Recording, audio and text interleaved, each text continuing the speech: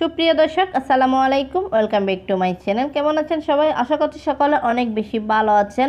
এখন চলছে শীতকাল আর সেই সাথে চলছে পিঠা বানানোর মহোৎসব। তবে আজকে আমি আপনাদের সাথে এমন একটি পিঠার রেসিপি শেয়ার করব যেটার জন্য শীতের অপেক্ষা করতে হবে না। আপনি বছরের যে কোনো সময়ে এই পিঠাটা বানিয়ে খেতে পারেন। আর এই পিঠাটার নামে হচ্ছে মাওয়া পুলি পিঠা। এই পিঠাটা বানানো তাহলে চলুন শুরু করা যাক। দেখেন আমি এখানে 2 কাপ ময়দা নিয়ে নিচ্ছি। দেখেন ময়দাটা দিয়ে দিয়েছি। দেখেন আমি এখানে 3 টেবিল চামচ চিনি দিয়ে দিচ্ছি। আপনারা চাইলে চিনিটা স্কিপ করতে পারেন। দেখেন আমি সবগুলো ভালো করে একটু মিক্স করে নিয়েছি। আমি এখানে 1 টেবিল চামচ ঘি দিয়ে দিচ্ছি। দেখেন ময়দার সঙ্গে আমি ঘিটা একটু ভালো করে মিক্স করে নিয়েছি। দেখেন মিক্স করা হয়ে গেছে। আমি এখানে নর্মাল পানি নিয়েছি, সেখান থেকে অল্প অল্প করে দিয়ে একটা ডো তৈরি করে নিচ্ছি। দেখেন আমি ডোটা বেশি নরমও না বেশি শক্তও না, একটা মিডিয়াম আকারে একটি ডো তৈরি করে নিয়েছি। আমরা যেরকম রুটি খাওয়ার জন্য ডো তৈরি করি সেরকমই। দেখেন আমি উপরে একটু ঘি লাগিয়ে দিয়েছি, দিয়ে আমি 5 মিনিট একটু রেস্টে রেখে দিচ্ছি যেন ডোটা সেট হয়ে যায়। তার জন্য আশা করছি আজকের রেসিপিটা আপনাদের কাছে ভালো লাগবে। ভালো লাগলে লাইক, কমেন্ট এবং বেশি বেশি করে শেয়ার করবেন। দেখেন আমি এখানে পুরটা রেডি করে নিচ্ছি। তার জন্য আমি 1 টেবিল চামচ ঘি দিয়ে দিয়েছি। আমি এখানে কাঠবাদাম কুচি দিয়ে দিচ্ছি, কাজু বাদাম কুচি দিয়ে দিচ্ছি। দেখেন বাদামগুলো আমি একটু রোস্ট করে নিচ্ছি। এই পিঠাটা খেতে কিন্তু অনেক মজা, অনেক টেস্টি একটা পিঠা। আশা করছি একবার হলো বাসায় ট্রাই করবেন, দেখবেন ফ্যামিলির সবাই পছন্দ করবে। দেখেন আমি এইখানে 3 টেবিল চামচ ড্রাই কোকোনাট দিয়ে দিয়েছি, দিয়ে ভালো করে সবগুলো একসঙ্গে মিক্স করে রোস্ট করে দিচ্ছি। দেখেন আমি এখানে 1 কাপ মাওয়া দিয়ে দিচ্ছি। দেখেন মাওয়াটা দিয়ে ভালো করে আমি চুলার ফ্লেমটা একটু লো মিডিয়ামে রেখেছি। দেখে মাওয়াটা একটু ভেজে নিচ্ছি। এখানে আমি আইসিং সুগার দিয়ে দিচ্ছি 2 টেবিল চামচ, দিয়ে ভালো করে মিক্স করে নিচ্ছি। দেখেন মাওয়াটা হয়ে গেছে। এখন আমি নামিয়ে নিচ্ছি। নামিয়ে মাওয়াটা একটু ঠান্ডা করে নিচ্ছি। তারপরে আমি পিঠাটা তৈরি করে নিচ্ছি। এই মাওয়া পুলি পিঠাটা খেতে কিন্তু অনেক মজা। এই পিঠাটার বাহিরেটা হালকা ক্রিপসি হয়, ভিতরে মাওয়ার পুর ভরা। এটা খেতে কিন্তু অনেক মজা। দেখেন আমি পুরটা যে বাদাম আর ড্রাই কোকোনাটটা ফ্রাই করে রেখেছিলাম সেগুলো একসঙ্গে মাওয়ার সঙ্গে মিক্স করে নিচ্ছি। দেখেন মিক্স করা হয়েছে, আমার পুরটা রেডি হয়ে গেছে।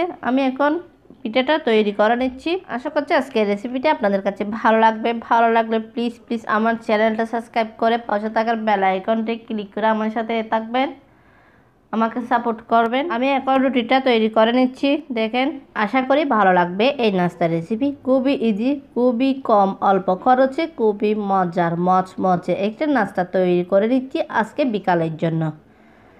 এই চ্যানেলটিতে যারা এখনও নতুন সাবস্ক্রাইব করেননি, যদি আমার রেসিপিগুলো ভালো লেগে থাকে তাহলে চ্যানেলটি সাবস্ক্রাইব করতে ভুলবেন না। আর সাবস্ক্রাইব করে পাশে থাকার বেল আইকনটি ক্লিক করে রাখতে ভুলবেন না। দেখেন আমি কত সহজে এই পিঠাগুলা বানিয়ে নিয়েছি। দেখেন এই পিঠাটা বানানো কিন্তু খুবই ইজি, খেতেও খুব মজা আর দেখতেও সুন্দর। দেখেন আমি কিন্তু এইভাবে সবগুলা পিঠা তৈরি করে নিচ্ছি। দেখেন আমি আর একটা বানিয়ে দেখাচ্ছি কত সহজে এই পিঠাটা তৈরি করা যায়।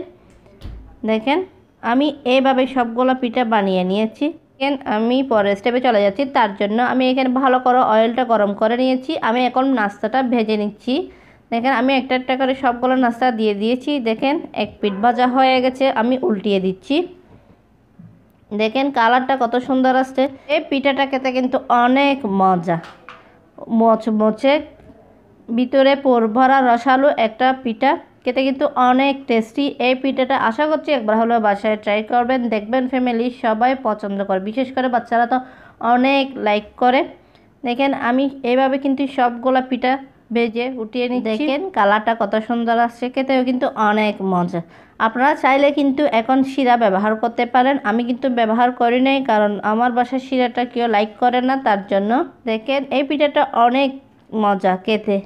আমি কিন্তু প্রথমে বলেছি যারা ডোতে চিনি দিতে চান না তারা পরে শিরাটা ইউজ করতে পারেন, আর যারা শিরাটা পছন্দ করেন না তারা ডোর সাথে চিনিটা দিয়ে দিতে পারেন। দেখেন আমি একটা ভেঙে দেখাচ্ছি। দেখেন উপরে ক্রিপসি, ভেতরে পুর। এই পিঠাটা খেতে অনেক মজা। আশা করছি আজকের রেসিপিটা আপনাদের কাছে কেমন লেগেছে অবশ্যই কমেন্ট করে জানাবেন।